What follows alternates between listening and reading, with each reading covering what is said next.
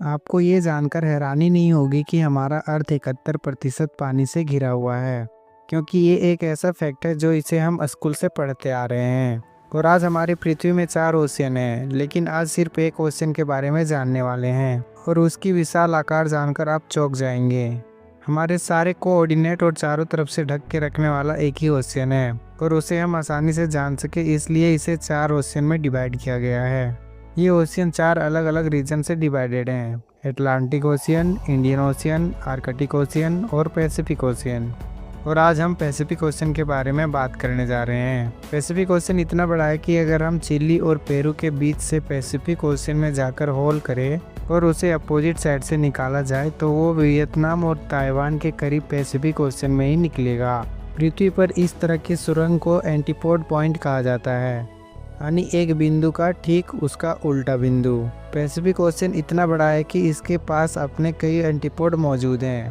Pacific ocean को जानने के लिए ये तो सिर्फ शुरुआत है। हमारी अर्थ का गोल चक्र यानी पूरा अर्थ का सरकमफ्रेंस 40,000 किलोमीटर का बनता है। यानी कोई जहाज एक पॉइंट से उड़ना शुरू करेगा तो उसे 40 किलोमीटर के बाद वो वहीं वापस आ जाएगा जहाँ से उसने उड़ान भरी थी। पैसिफिक ओशियन में कई एरिया ऐसे हैं जिनका टोटल डिस्टेंस इतना होता है कि पूरे अर्थ का सरकमफ्रेंस का 50% हिस्सा मौजूद है, वो भी पूरे 20,000 किलोमीटर। ये हिस्सा कोलंबिया और इंडोनेशिया में मौजूद है और इसे पैसिफिक ओशियन का सबसे लंबा हिस्सा माना जाता है और ये तकरीबन 20,000 किलोमीटर बनता है। रिसर्च करते समय मैं भी हैरान हो गया था, क्योंकि पैसिफिक ओशियन के इस हिस्से में पूरा चांद आ सकता है और एक नहीं बल्कि पूरे 5 चांद इस हिस्से में समा सकता है और काफ़ी जगह बच भी जाएगा। पैसिफिक ओशियन को हम एक साथ चाह कर भी नहीं देख सकते। किसी शिप में जाके पैसिफिक ओशियन का अंदाज़ा लगाना इम्पॉसिबल है, क्योंकि हमारी आंखें पृथ्वी के हॉरिजॉन को देख रहे होते हैं और ये हॉरिजॉन कर्व हो जाता है, इसलिए हम इन्हें ज़्यादा दूर तक नहीं देख सकते। और यही वजह है कि समुद्र को दूर तक देखने से समुद्र और आसमान एक दूसरे से मिले हुए लगते हैं। 6 फीट लंबा इंसान भी समुद्र को सिर्फ 5 किलोमीटर तक ही देख सकता है और उससे ज़्यादा दूरी तक देखना हो तो उसे किसी ऊंची जगह पर जाना पड़ेगा। अगर किसी जहाज़ से माउंट एवरेस्ट के पहाड़ी इतनी ऊंचाई से देखा जाए तो पैसिफिक ओशियन लगभग 370 किलोमीटर दूर तक ही नज़र आ सकता है, यानी इतना दूर कि आप ये लाइन देख सकते हो। ये हुई सिर्फ हवाई जहाज़ से देखने की बात। पैसिफिक ओशियन को हम आसमान से 400 किलोमीटर दूर यानी हम स्पेस स्टेशन से भी पूरा पैसिफिक ओशियन को नहीं देख सकते हैं। एग्जाम्पल के लिए हम गूगल अर्थ का उपयोग करते हैं। ये पैसिफिक ओशियन में मौजूद एक आइलैंड है जो बोरा बोरा के नाम से जाना जाता है। ये वो हाइट है जहाँ से नॉर्मल ड्रोन कैमरा देख सकता है।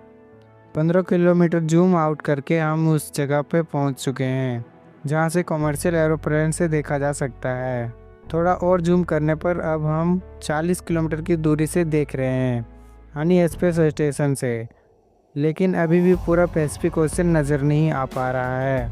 अब हम पूरा 10 गुना और जूम आउट करके पूरा ऊपर चले जाते हैं तो ये वो पॉइंट है जहाँ तक गूगल अर्थ का जूम आउट किया जा सकता है।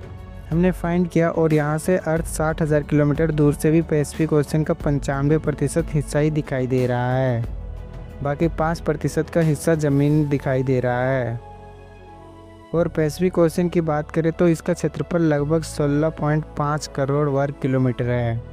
ये इतना बड़ा है कि इसमें अफ्रीका, रूस, कनाडा, अमेरिका, चीन, ब्राज़ील, ऑस्ट्रेलिया और इंडिया, इन सबको मिला दो फिर भी पैसिफिक ओशियन में जगह खाली रह जाएगी। पैसिफिक ओशियन का क्षेत्रफल 16.5 करोड़ वर्ग किलोमीटर है। वहीं पृथ्वी का पूरा ज़मीन 16 करोड़ वर्ग किलोमीटर का ही है, यानी पूरा पहाड़, जंगल, रेगिस्तान और पूरा ज़मीन इस पैसिफिक ओशियन में समा सकते हैं। फिर भी इसमें इतना जगह बच जाएगा कि इंडिया जैसी 8 कंट्री आराम से समा सकती है। याद रखना, हम 4 ओशियन में से सिर्फ एक पैसिफिक ओशियन की बात कर रहे हैं। अभी तक हम सिर्फ इसका ऊपर की सतह की बात कर रहे थे। जितना बड़ा ये ऊपर से दिखता है उतना ही इसका गहराई भी है।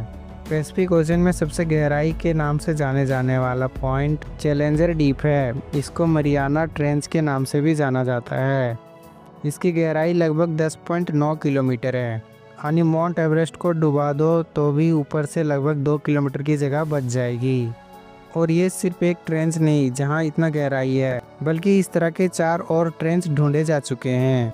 इसको हम Tonga trench, Philippine trench, Kuril Kamchatka trench और कर्माडेक ट्रेंच के नाम से जानते हैं। पैसिफिक ओशन के बारे में एक दिलचस्प फैक्ट्स बताने जा रहा हूँ।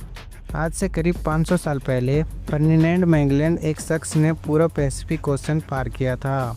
ये शख्स यूरोपीय था और उसी ने इसका नाम पैसिफिक रखा था, जिसका मतलब है पीसफुल सी। हर गुजरते साल पैसिफिक ओशन छोटा होता जा रहा है। इसका मेन रीज़न है अंडर वाटर टेक्टोनिक प्लेट अपने जगह से अब मूव हो रहे हैं। ये अच्छी बात है कि पैसिफिक जितना स्पीड से छोटा होता जा रहा है, दूसरी ओर अटलांटिक ओशन भी उतना ही स्पीड से बड़ा होता जा रहा है। दुनिया के सबसे ज़्यादा भूकंप सुनामी पैसिफिक ओशन के बॉटम पर मौजूद हैं, जिसके वजह से टाइटैनिक प्लेट मूवमेंट होने के कारण से होते हैं। रिसर्च करने पे हमें मिला सबसे ज़्यादा एक्टिव वोल्केनो पैसिफिक ओशन के बॉटम पर ही पाए जाते हैं। लगभग 75,000 से भी ज़्यादा वोल्केनो पैसिफिक ओशन के अंदर मौजूद हैं। पैसिफिक ओशन सिर्फ पानी नहीं, आग भी है। इसके किनारे फैला है रिंग ऑफ फायर, जहां धरती की सबसे ज़्यादा गर्मी, विस्फोट और ऊर्जा छिपी है। सैकड़ों ज्वालामुखी, जिनमें से कई आज भी धधक रहे हैं। इसमें से सबसे बड़ा वोल्केनो यूएसए के करीब है, जो माउना लोआ के नाम से जाना जाता है। और आइलैंड में भी पैसिफिक ओशन नंबर 1 है। इसमें 25,000 से भी ज़्यादा आइलैंड मौजूद हैं और इसमें से हज़ारों आइलैंड ऐसे हैं जिसमें आज तक कोई इंसान नहीं जा पाया। अगर आप इस आइलैंड को गूगल अर्थ में ढूंढेंगे तो 3 से 4 महीने से भी ज़्यादा लग सकता है। आज की वीडियो में इतना ही। उम्मीद करता हूँ ये वीडियो को लाइक और चैनल को सब्सक्राइब करोगे।